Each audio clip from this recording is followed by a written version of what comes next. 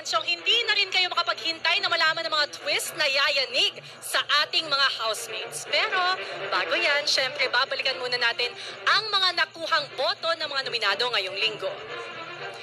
Si Jaren nga ang ating latest evictee who got the lowest percentage of votes.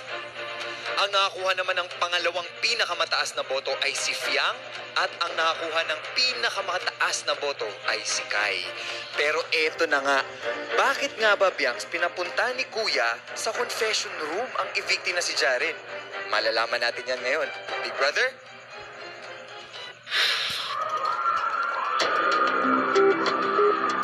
Jaren, Yes po, Kuya. buong puso kang nagbahagi ng iyong sarili. And you formed lasting friendships inside my house. And for that, I am truly grateful. Pero sa puntong ito, nais kong ipaalam sa iyo that your time inside my house is not yet over. Tama ang iyong narinig. Hindi ka pa lalabas ng aking bahay. From this moment, you will become a house challenger.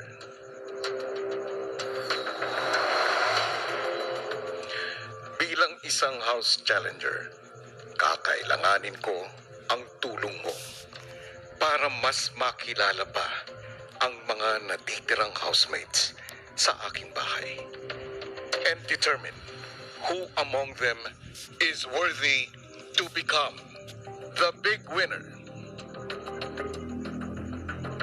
Para sa misyong ito ay may makakasama ka rin na tutulong sa iyo. Tinatanggap mo ba ang pagiging house challenger, Jaren? Yes po, Kuya.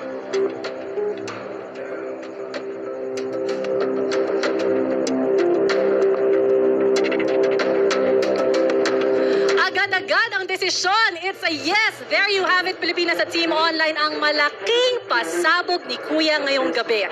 Hindi pa nga tuluyang lalabas si Jaren ng bahay ni Kuya dahil isa siya sa magiging house challengers. Siyempre, kasama ang iba pang house challengers na may huge comeback din ngayong gabi. Nako. Sino-sino nga ba ang iba pang makakabalik na house challengers na ito? Handa na ba kayong salubungin sila? Well then, let's all watch this.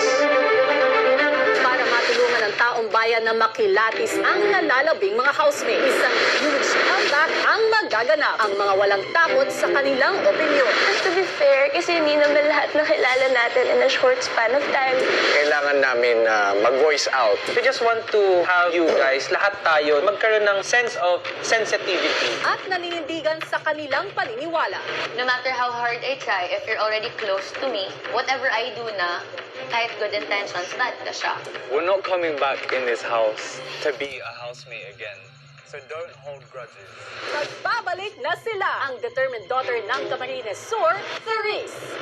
Ang charismatic partner ng Taguig, Ding Dong. Ang go-getter partner ng Manila, Patrick. At ang optimistic ate ng Dumaguete, Jazz.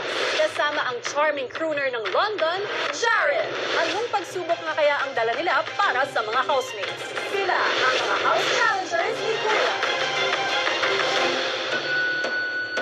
Yes, ito na ang takdang panahon. Sama-sama nating muling salubungin ang ating ex-housemates na ngayon ay atin ng House Challengers. First up, Therese! Hi! Ding Dong and Patrick! Hi, mga kapamilya! And, of course, Jazz! Hi, everybody! Woohoo! Welcome back sa bahay ni Kuya!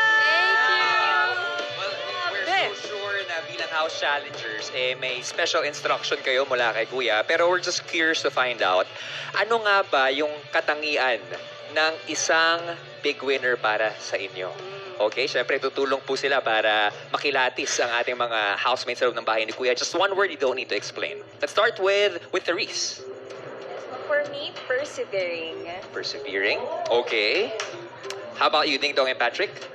For me, it's package. Package. Persevering, package. Parang Pia, okay? For me, it's holistic. Oh, holistic. Okay. And, Jazz? Resilient for me. Iba't iba. Resilient. Iba't ibang mga maraming salamat. We'll look for those qualities sa ating mga housemates as well. Pero mukhang handang-handa na kayo para sa inyong special mission. Kaya naman, magpaalam muna kayo pansamantala sa outside world dahil sila po ay papasok muli sa bahay ni Kuya. Good luck, you guys. You guys ready? Handa na ba kayo? Ready na. Let's go! Okay. Bye, love. Bye, guys! Bye, guys. Love you. Na-excite sila pumasok ulit. Kami ring lahat. Grabe. Sobra. Matindi na nga ng patindi ang mga hamon sa ating natitirang 7 housemates. Lalong-lalo na papalapit na tayo sa titulong Big Winner! Yes! Oo. Ang ganda mo doon, Ate B. Sobra. Isama mo ako Kayo, sobra talaga. Pero kabilang na nga sa mga hamong yan, ang mga tests mula sa mga house challengers na tutulong sa atin na mas makilatis ang natitirang housemates po natin. At yan,